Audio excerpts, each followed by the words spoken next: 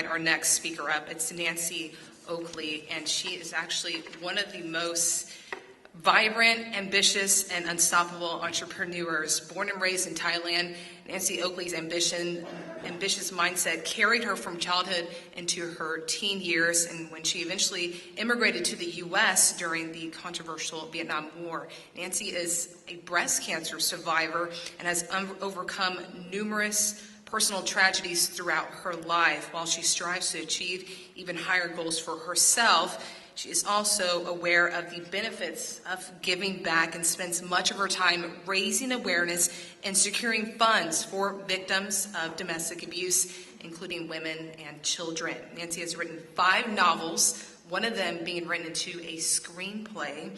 In recent years, Nancy has also been the star of a reality show, a TV talk show host, radio host, and producer, and she also resides in San Antonio. So without further ado, I would like to introduce our keynote speaker tonight, Nancy Oakley.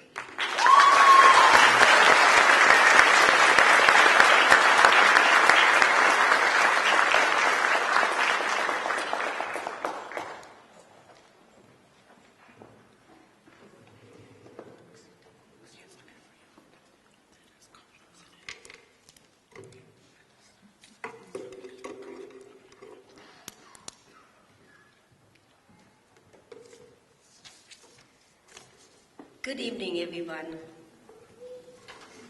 My name is Nuansi Sukun, known as Nancy Oakley. It's an honor to be your guest speaker on a very important of domestic violence awareness. Thank you so much, Mr. Louisan, Adela, and the rest of organizers for allowing me to stand in front of you tonight. I am an entrepreneur,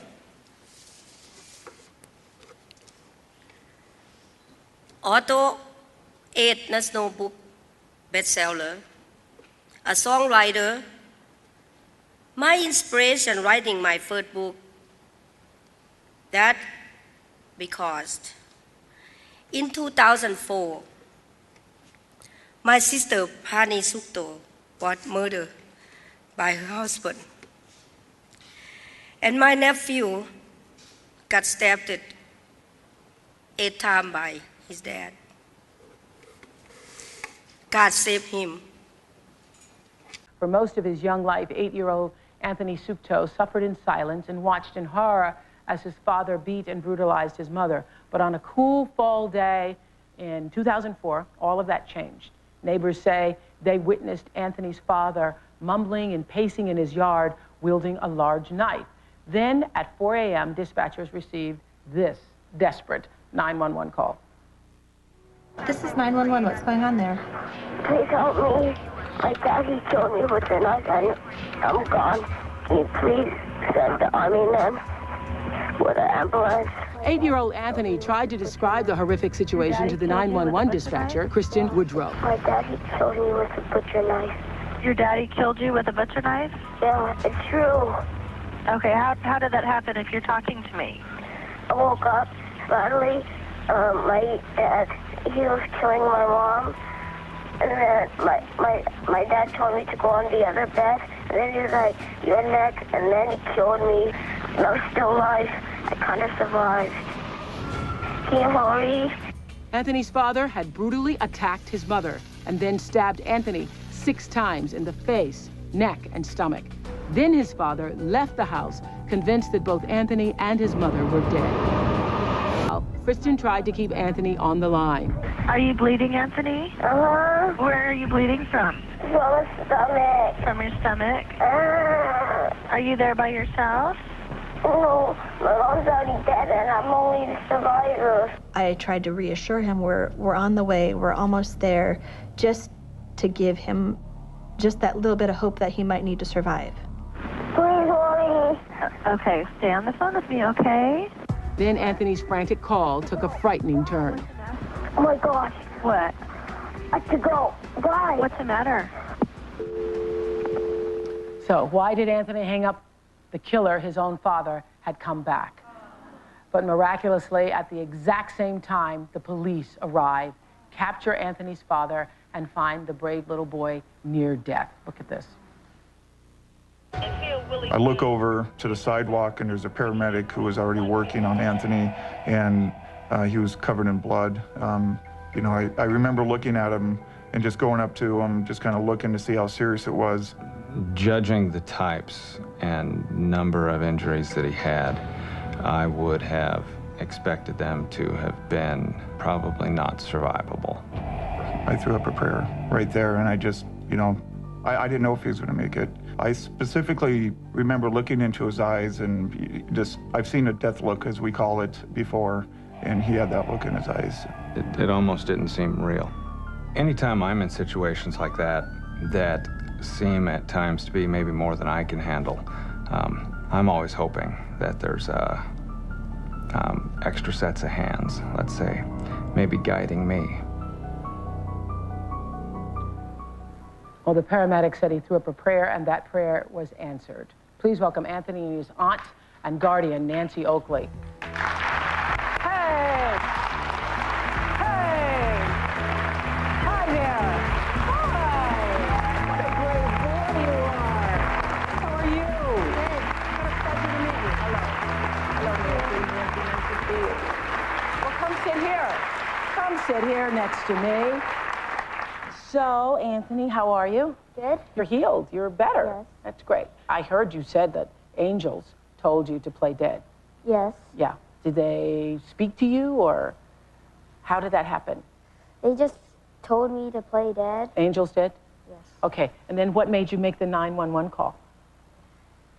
The angels lifted me up to the phone. The angels lifted you up to the phone. Yes. And so when you hung up the phone suddenly with the 911 dispatcher, the operator, it's because your dad had walked back in the room. Did you play dead again? Yes. You did. You did. Yeah. This is a brave child. It's been a while since Anthony left his Seattle neighborhood to live with his aunt and uncle in Florida, and a couple of his old friends wanted to be here today to give him a big high five. Police Sergeant Mark Eakes and Fireman Jeff Calhoun, come on out to say hello to Anthony. These are the guys that saved your life.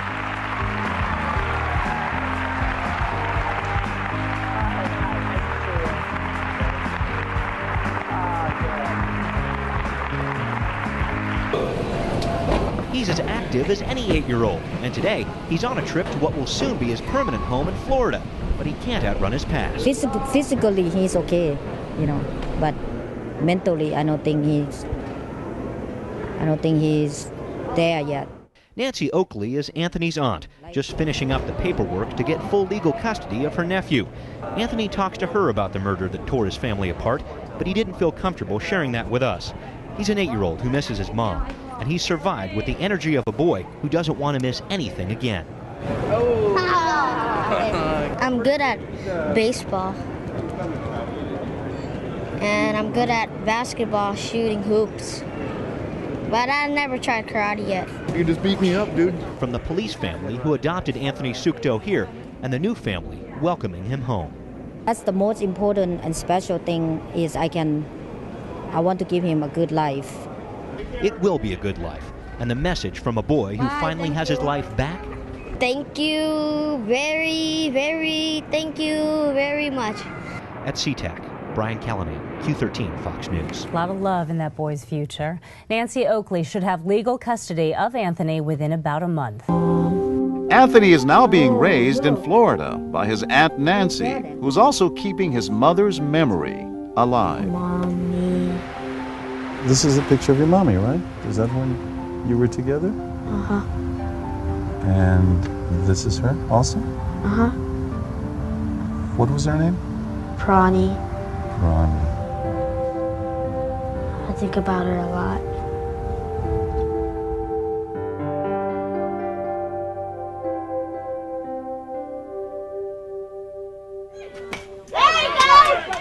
He still has nightmares about the day his mom was murdered. But today, Anthony is recovering surprisingly well, thanks to the love of his family and friends. The guy who hit in the clutch when it mattered was Anthony. And thanks to those angels who he says saved his life. Good job, buddy. Open the eyes of my heart, Lord. Open the eyes of my heart. He says goodbye to us with a song, a special song that means a lot to Anthony. We cry, holy, holy, holy, I want to see. That is very pretty. I like that. Maybe you're going to be a singer when you grow up. How does it make you feel when you sing that song? It feels like God is next to me. As incredible as it might sound, Anthony's 911 phone call might not be admissible in court when his father Tony goes on trial next month for murder and attempted murder. A recent U.S. Supreme Court ruling allows trial judges to determine whether or not 911 calls like Anthony's are hearsay evidence or actual cries for help. On 2006, Oprah Winfrey invited me and my nephew to be a guest of her show to share the story about domestic abuse. I, myself, am a victim of domestic violence.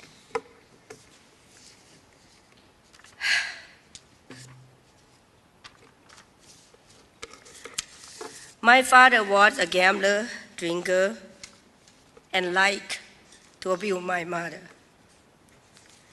He lost our home. We were forced to go hiding in a mountain and from the gangster long shot. When I was 10 years old, I was bitten by mosquito that carried malaria while I was picking a mushroom, hunting food for my family. I died for a few minutes from malaria, and I have a chance to meet God. But He wasn't ready to take me yet. My father, drinking, gambling, and screaming at my mother nonstop. My brother, 15 years older than me, left home and searched for education and better life. My two older sisters married and were happy to leave home. The Vietnam War changed Southeast Asia and Thailand. Rich American soldiers were everywhere and business was booming. I know there was something out there for me. At age 15, I told my mom, I have to leave home to go look for better life. And then I will come back home for them after I accomplish my goal. I was able to find the lodging with other Thai woman who was married to American military man. They treat me as their own family. I was quite happy with them. One weekend, they will invite a group of military friends to their home. That night, my life changed forever. The men were partying, drinking, and they all raped and abused me, one by one, repeatedly.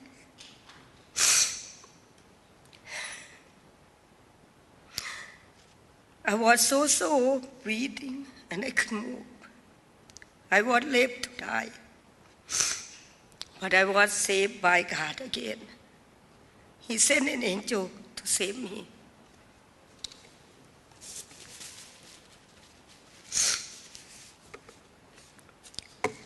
After hospital, I was slowly covered and went on my way again to different city. I end up in other area near military base. Then I met my ex-husband, and we fell in love. My life changed again. I ran into an abusive relationship like my mother. Sorry. My ex-husband slept with other women throughout the time we were dating. It bothered me after we married, but I saw hope, dream, fame, and fortune into my life. So I refused to accept what he was doing wrong to me. After we moved to the Philippines, he became mean and more abusively abused. He beat me when I was 9 months pregnant. I almost lost my daughter. It's pretty love story from beginning because he's young, I'm young, and I'm like, wow, somebody really gonna marry me. I thought he gonna be my prince, but he not, so.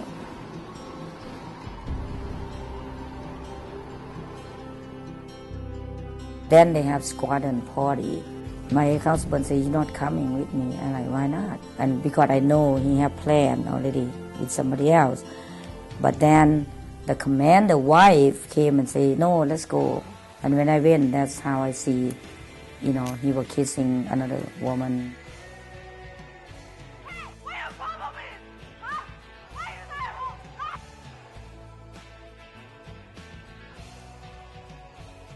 With a 9 months pregnant, kicked me 9 months pregnant.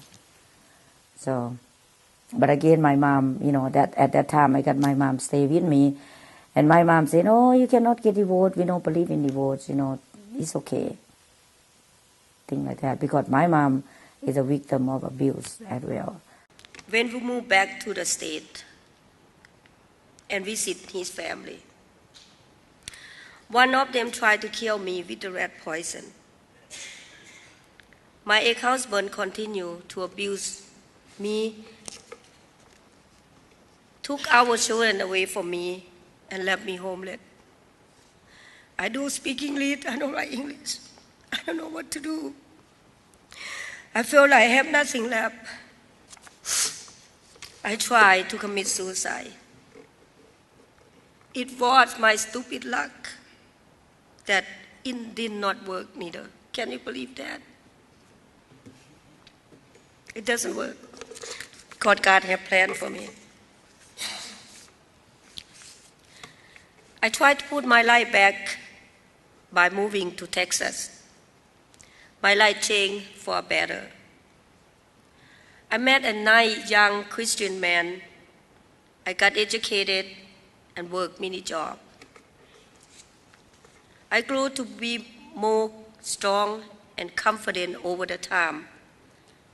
But my nice Christian man became very controlling. Crisis visit me again. I found out I have a uterine cancer that almost cost me my life. But God felt my mission in life was not complete. So he didn't take me. He did not want to take me. My life took other strange turn. I begin to wonder, why me, God, why? My younger sister had trouble first marriage and divorce. The second marriage cost her own life. I took custody of my 8-year-old nephew who was almost killed alongside of his mother.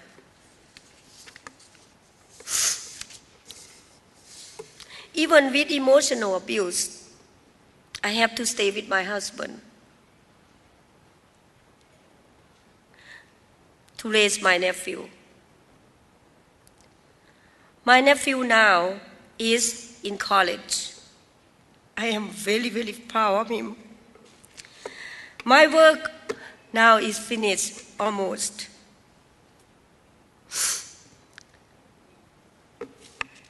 Here is the most recent video on Inside Visions. My mom's already dead and I'm only the survivor. It's the plea of a little boy begging for somebody to save him. Can you hurry? Are you bleeding, Anthony? Uh-huh. Where are you bleeding from? From my stomach. From your stomach? And this is that little boy today. I've survived the unthinkable. His name is Anthony Sucto. He was 8 years old when he made the most heartbreaking 911 call imaginable.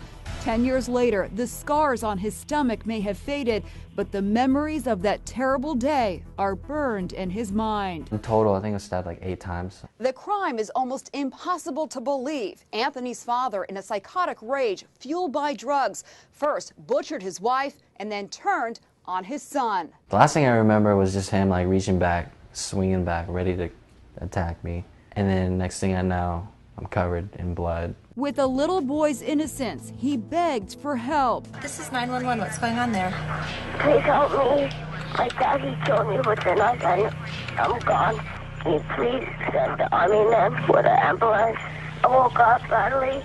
My dad, he was killing my mom.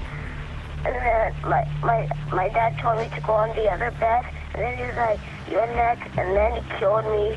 2 years after the nightmare, a 10-year-old Anthony appeared on Oprah with his aunt, who was raising him. What made you make the 911 call?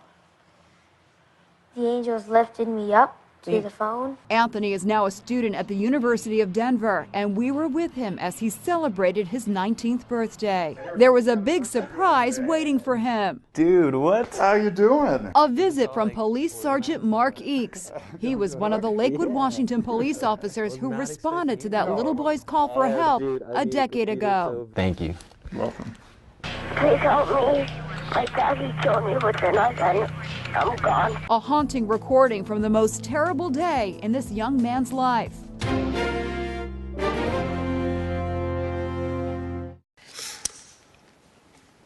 I feel that I have overcome many obstacles.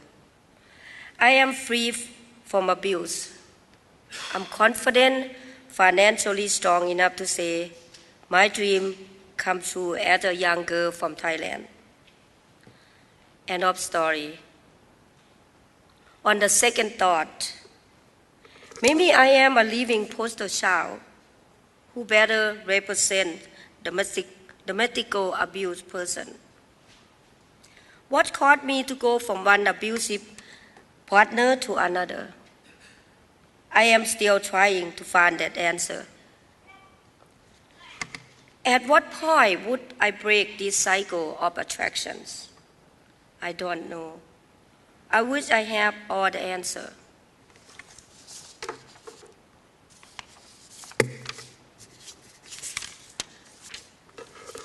Here is a simple advice to young women facing a real potential violent relationship. I call the third rule. Recognize before it's exploded. Run from it as fast as you can.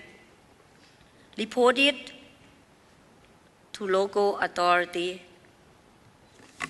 Okay, everyone, I am sure there is many questions for me out there. Please feel free to ask questions. Thank you.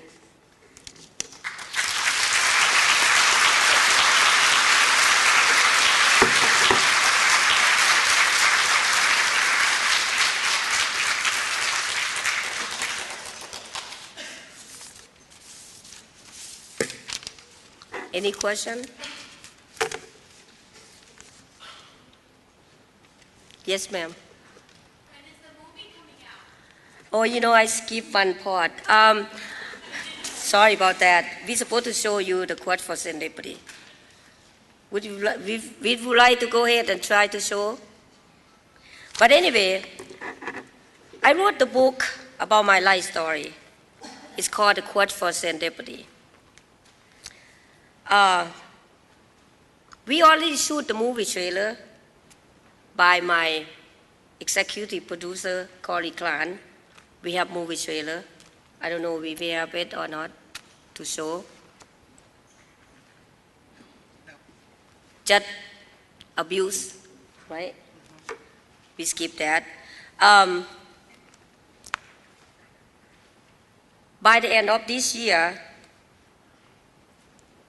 we are going to film in San Antonio. We're having Nicolas Cage, Blue Diamond Philip, Oprah Winfrey will be a guest, and we're going to film them probably in February. Everybody welcome to attend. With this book, they can go in the set. No camera, one guest to meet the star so they can sign. I skipped one of the most important part of the film. I don't know how that happened. But there is Regina. She's going to play my character. She is really, really, truly inspired person and amazing actor. Hopefully, the movie will be showing in 2 years because it takes a long time to make movie. For us to get 5 minutes, it took 2 weeks or 1 month. As you know, you TV lady, take forever to get that. So it's going to be amazing story because this is the proceeds will go to domestic violence, children who got abused and cancer. I'm really thrilled to be able to share with you all tonight. I hope my speech or my story will share and touch other people's heart.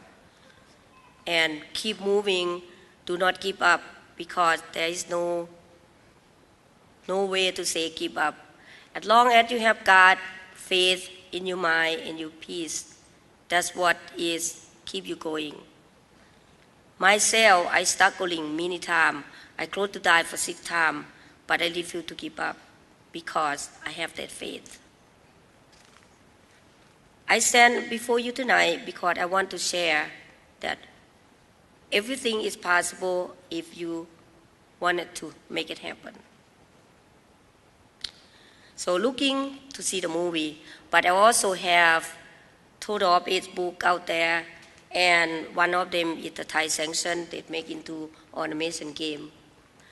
The love story between me and one person also is going to make into love story movie. So you guys, it's really hard and steamy. You need to look at that. From sad to happy. Thank you.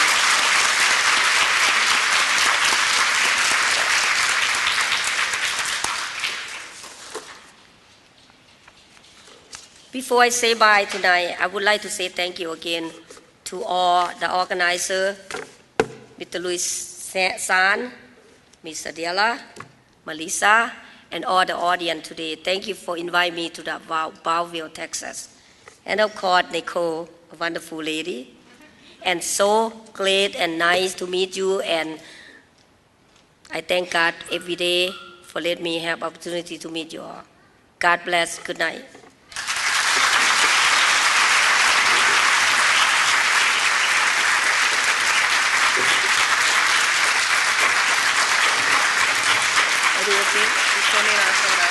I don't know.